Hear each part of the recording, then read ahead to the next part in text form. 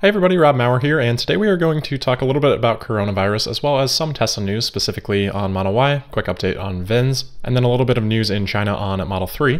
Overall markets were down today, as was Tesla. Tesla down 2.9% to $703.48. That compared to the Nasdaq down 1.9%. So let's start out with coronavirus. I'm sure a lot of people by now have seen Elon's tweet today on the matter saying, quote, "The coronavirus panic is dumb," end quote. Obviously, this is a pretty divisive issue right now. I don't want to get into whether or not I think the panic is dumb or not, but I guess I sort of have to here. I mean, my viewpoint is similar to how it's been in the past. I think whatever panic exists today is, again, fear of the unknown, and as we get further and further in the coronavirus timeline, I think that unknown factor becomes reduced. As we get more answers on how fast this really is spreading and what the infection rate is, mortality rates, and progress and timelines on vaccinations, things like that. Because right now we just don't have a lot of good information, and the spread continues to happen pretty quickly. I mean, here's an example from a CNN reporter kind of laying out the timeline for coronavirus even just today, saying, quote, "Latest CNN reporting, 4:25 p.m., Minnesota reports first coronavirus case. 5:20 p.m., first coronavirus case in Oklahoma. 6:35 p.m., Connecticut reveals first coronavirus case. 7:18 p.m., first coronavirus case in Kentucky reported. 8:05 p.m., Nebraska reports first coronavirus case," end quote. So the case count in the US right now sits above 300, which, yes, that is a small amount of people throughout the entire United States. But again, the fear comes from the spread. So far, that spread in the US has reached at least 28 states. The US today did pass an emergency spending bill for coronavirus for $8.3 billion. According to Yahoo Finance, $3 billion of that will be for research and development of vaccinations, $800 million for research of treatments, more than $2 billion for Centers for Disease Control and Prevention, $61 million for the US FDA, more than $1 billion each for both the US Agency for International Development as well as local and state public health efforts, and $500 million for Medicare providers for online health services. We're also starting to see action from the individual states, such as out of California with Governor Gavin Newsom announcing that they have ordered all health insurance companies to waive all out-of-pocket costs for preventative testing of coronavirus, and continued cancellations of large events, most recently and notably in the last couple of days, South by Southwest, which was canceled by Austin Mayor Steve Adler. So while perspectives on the disease continue to be, again, divisive, it is clear that there is an economic impact here. How large that economic impact ends up being is another one of those questions, just adding to the unknown. Bringing it back full circle to Elon's tweet though, I think in general, any sort of panic is dumb, so if you read his tweet very literally, I think it's pretty tough to disagree with that point of view because panic is really never a solution in and of itself. I've also seen a lot of prognosticating out there today about whether this tweet from Elon is a hint at good news for Tesla, a hint at bad news for Tesla. Maybe Elon is alluding to the fact that, oh, the supply chain is in trouble because there's too much panic, or maybe he's alluding to the fact that the market panic is overdone because things are going smoothly for Tesla. Look, either one is a perfectly reasonable assessment, as are hundreds of other explanations, so definitely not something I'm reading into. Anyway, let's move on to some Tesla-specific news. I want to give an update on Model Y VINs today. Nothing major, but again, we'll keep a pretty consistent eye on this. So far today, we have new reports in the 700 range for VINs, as well as another in the 800s, and then from somebody that yesterday had used that view source method to find their VIN, that actually had changed from 400 apparently into the 900s today. So that method should be used as less concrete, but if that does hold up, that would be the highest right now.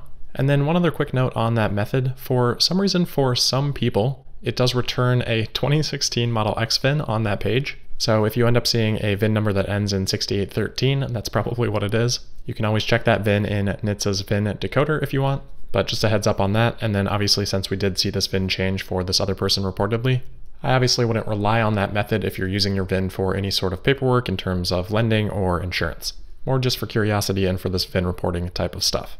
Next up, we have some news for Gigafactory Shanghai in China. Tesla has been granted approval for the long-range Model 3 to be produced at Gigafactory Shanghai by China's Ministry of Industry and Information Technology. In addition to that, from Jay in Shanghai on Twitter, there are some photos of a performance Model 3 on a car trailer, headed straight, apparently, from Gigafactory Shanghai, implying that it was produced there.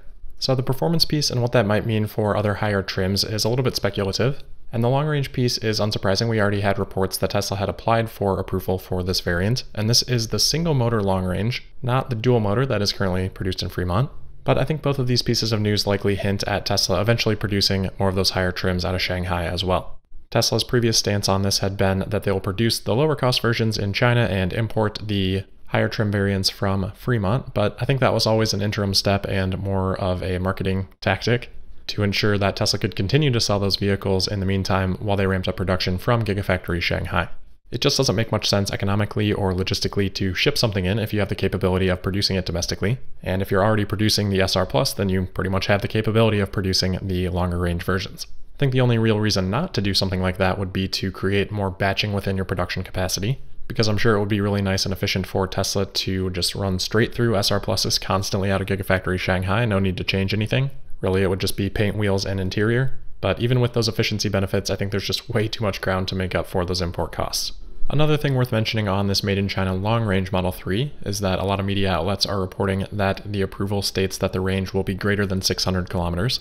Fine, it's accurate, but it is missing the context that that is not on the EPA cycle by any means. So for example, the current dual-motor long-range all-wheel drive, which has a 322-mile EPA range on Tesla's site in the US, which is equivalent to 518 kilometers. In China, that same version is listed at 590 kilometers, or 367 miles. So don't get too excited about that reported greater than 600 kilometer range, which is 373 miles, but that's just on a less conservative test cycle. I believe China uses the NEDC.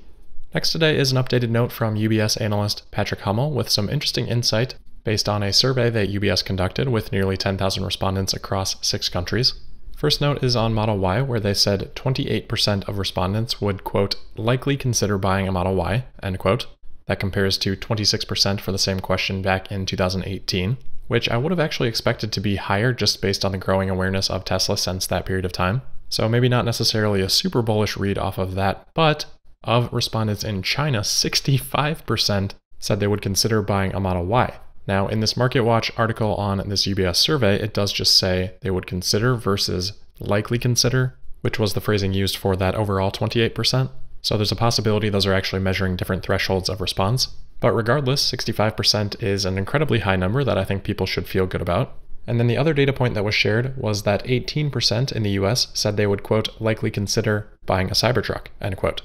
UBS says relative to other trucks, that would put the Cybertruck below the F-150 and the Chevy Silverado, but above the Ram 1500.